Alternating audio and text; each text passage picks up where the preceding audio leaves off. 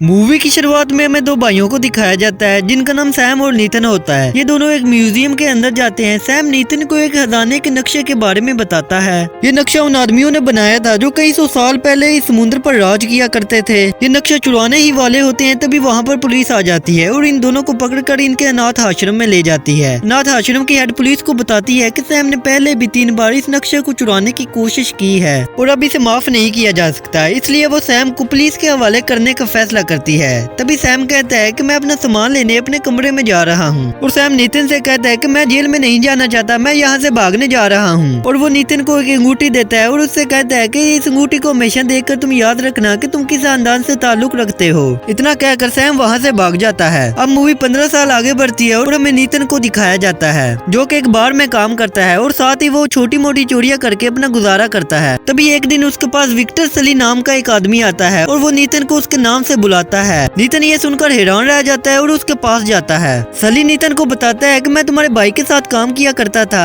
और मेरे पास एक बहुत ही बड़े खजाने का नक्शा है और मैं चाहता हूँ कि तुम इस खजाने को ढूंढने में मेरी मदद करो। लेकिन नितिन इसे मना कर देता है और सली वहाँ से चला जाता है। जब नितिन अपनी जेब में हाथ डालता है तो जो चीजें उसने लोगों से चुराई थी वो गायब होती हैं और उसकी जेब में सली का कार्ड होता है। वो अपने भाई से 15 साल से नहीं मिला था, इसलिए वो रात को सली के घर जाता है। वहाँ वो दीवार पर वही नक्शा देखता है जो कि 15 साल पहले इन्होंने म्यूजियम से चुराने की कोशिश की थी। तभी पीछे से सली आ जाता है और उससे कहता है कि मैं और तुम्हारा भाई इस खजाने की तलाश कर रहे थे। नितिन उससे पूछता है कि मेरा भाई कहाँ है, तो सली उसको बताता है कि 2 साल से मैंने उसे नहीं देखा, मुझे नहीं पता कि वो कहाँ है। फिर सली नितिन को एक शिप की फोटो दिखाता है और उससे कहता है इस शिप में वही खजाना छुपा हुआ है जो कि तुम्हारा भाई भी ढूंढना चाहता था। सली उससे कहता है कि अगर तुम अपने भाई को ढूंढना चाहते हो तो तुम्हें इस खजाने को ढूंढने में मेरी मदद करनी होगी। नितिन अपने भाई को ढूंढना चाहता था, इसलिए वो इसकी बात मान जाता है। फिर सली नितिन को एक चाबी की फोटो दिखाता है और उससे कहता है कि ऐसी 2 चाबियां हैं, एक मेरे पास पहले से ही है और दूसरी ऑक्शन में है जिसे हमें चुराना होगा। फिर वो ऑक्शन में चले जाते हैं। इस ऑक्शन में सैन डियागो नाम का एक आदमी आया होता है जो कि बहुत ही अमीर होता है। वो किसी भी तरीके से उस चाबी को हासिल करना चाहता था ताकि वो उस खजाने को हासिल कर सके जो कि उस शिप में छुपा हुआ है। वो दोनों इस चाबी को चुरा लेते हैं। सली वहाँ से जा रहा होता है, तभी सैन डियागो की बॉडीगार्ड जिसका नाम जो होता है वो सली को पकड़ लेती है और उससे चाबी मांगती है। तभी वहाँ पर गार्ड आ जाते हैं। इसी का फायदा उठाकर सली वहाँ से बाहर चला जाता है। बाहर नितिन गाड़ी में उसका इंतजार कर रहा होता है और वो दोनों वहाँ से चले जाते हैं। अगले दिन वो प्लेन में बैठकर बार्सिलोना सिटी में चले जाते हैं।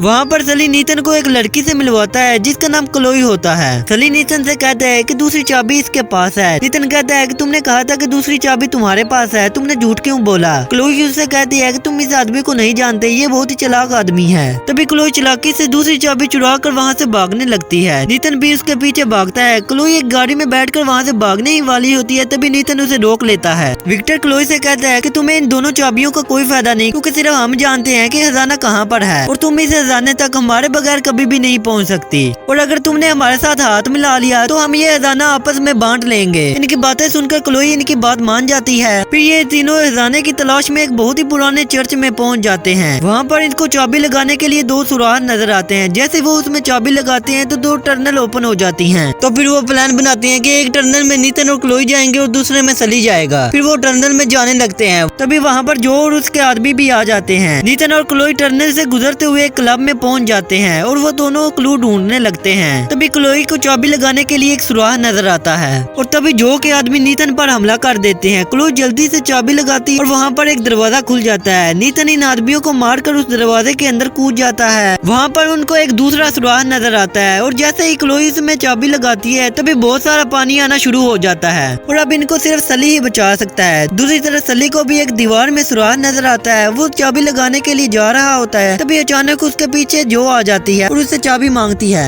जैसे ही जो उसके पास आती है तो सली उसे उठाकर एक दीवार से मार देता है और उस सुराख में चाबी लगा देता है। जैसे ही वो चाबी लगाता है तो क्लोई और नितिन ऊपर चढ़ जाते हैं। जैसे ही नितिन और क्लोई थोड़ा आगे जाती है तो इनको एक तीसरा सुराख नजर आता है, लेकिन इस बार इनको दोनों चाबियों की जरूरत होती है। तभी वहाँ पर सली आ जाता है। वो एक खिड़की से चाबी उनकी तरफ फेंकता है। वो दोनों चाबियों को इस सुराख के अंदर लगा देते हैं जिससे कमरे का दरवाजा खुल जाता है। वो उसके अंदर आते हैं तो इनको बहुत बड़े बड़े पोर्ट्स नजर आते हैं। तो इनको लगता है कि इनके अंदर खजाना भरा हुआ है, तो वो उनको तोड़ना शुरू कर देते हैं। जैसे ही वो इनको तोड़ते हैं तो इनमें से बहुत सारा नमक निकल आता है। नमक में इनको एक असली खजाने का नक्शा मिलता है। इसे नक्शे को खोल कर देखता है तो इसे पता चलता है कि खजाना बार्सिलोना में नहीं बल्कि फिलीपींस में है। तभी क्लोई नितिन पर गन तान देती है और उससे नक्शा मांगती है और तभी वो नितिन पर वार करके के उसे बेहोश कर देती है। थोड़ी देर बाद जब नितिन को होश आता है तो वो सली को सामने खड़ा हुआ देखता है। अब नितिन बहुत ज्यादा गुस्सा हो चुका था और वो सली से पूछता है कि मुझे सच बताओ कि मेरा भाई कहाँ है। तब सली कहता है कि अब तुम्हें सच बताने का वक्त आ चुका है। वो उसे बताता है कि मैं और तुम्हारा भाई खजाने को ढूंढने निकले थे, लेकिन खजाने के पीछे सैन डियागो भी लगा हुआ था।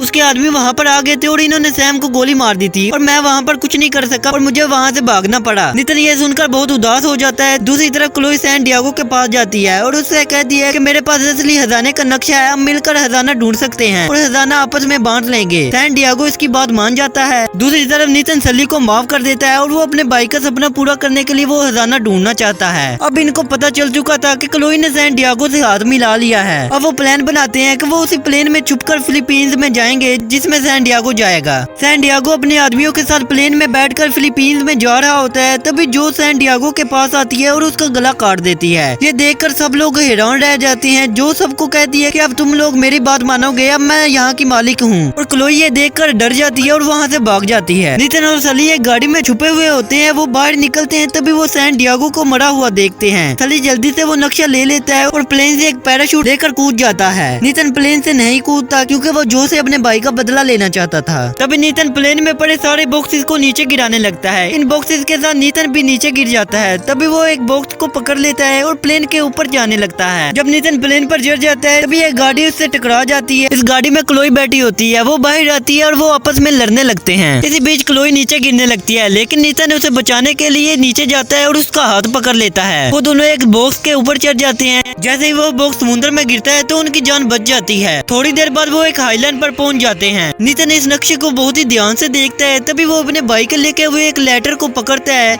और उसके नीचे मोमबत्ती से आग लगा देता है, जिससे छुपे हुए कुछ कोड दिखाई देने लगते हैं। नितिन सारी रात इन लेटर में छुपे हुए कोड को समझता है और एक लोकेशन नोट करता है। अगली सुबह जब क्लोई उठती है तो वो एक कागज पर इस लोकेशन को देखती है। वो समझ जाती है कि ये खजाने की लोकेशन है और वो फिर से नितिन को धोखा देकर वहाँ से चली जाती है। जब नितिन उठता है तो हमें पता चलता है कि उसने जानबूझकर वो गलत लोकेशन वहाँ पर रखी थी, क्योंकि उसे पता था कि क्लोई उसे फिर से धोखा देगी। फिर नितिन असली खजाने को ढूंढने निकल जाता है और उस लोकेशन की मदद से वो थोड़ी देर बाद वो दो बड़े जहाजों के पास पहुँच जाता है। ये दोनों जहाज सोने से भरे हुए होते हैं। तभी वहाँ पर सली भी आ जाता है। वो इससे कहता है कि मैंने तुम्हारा फोन ट्रैक किया है, जिसकी मदद से मैं यहाँ पर पहुँच गया। इसी बीच यहाँ पर जो भी अपने आदमियों के साथ आ जाती है। सली और नितिन इस जहाज में छुप जाते हैं। जैसे ही जो को सोना नजर आता है तो वो दो बड़े हेलीकॉप्टर को बुलाती है और वो हेलीकॉप्टर इन दोनों जहाजों को ऊपर उठा लेते हैं और वो वहाँ से जाने लगते हैं। नितिन और सली जो के आदमियों पर हमला कर देते हैं। तभी सली एक हेलीकॉप्टर पर कब्जा कर लेता है। नीचे नितिन और जो आपस में लड़ने लगते हैं। नितिन अपना हाथ सली की तरफ बढ़ाता है। तभी सली सोने से भरा हुआ बैग जो को मारता है, जिससे वो नीचे समुद्र में गिर जाती है। तभी हेलीकॉप्टर से लटकता हुआ जहाज नीचे गिर जाता है और सली नितिन को बचा लेता है। वो जहाज जो के ऊपर गिर जाता है, जिससे उसकी मौत हो जाती है। तभी वहाँ पर फिलीपींस की पुलिस आ जाती है और वो वहाँ से जाने लगते हैं। तभी नितिन सली को कुछ सोना देता है और उसे कहता है कि अभी भी हमारे पास कुछ सोना मौजूद है। तभी वो नीचे देखते हैं। नीचे उनको क्लोई नजर आती है। वो उनको देखकर हंसने लगते हैं। तभी हमें नितिन के भाई सैम को दिखाया जाता है। वो वहाँ पर नितिन को लेटर लिख रहा होता है। फिर हमें सैम और नितिन को दिखाया जाता है जो कि एक आदमी के पास बैठे होते हैं। जैसे ही वो वहाँ से जाने लगते हैं तभी उनको कोई आदमी पकड़ लेता है और वो अपने हाथ ऊपर कर लेते हैं। यहाँ पर हमें नहीं बताया जाता कि इनको किसने पकड़ा है और यहीं पर मूवी खत्म हो जाती है। अगर आप ऐसी मूवी एक्सप्लेनेशन की वीडियो देखना चाहते हैं तो हमारे चैनल को जरूर सब्सक्राइब करें।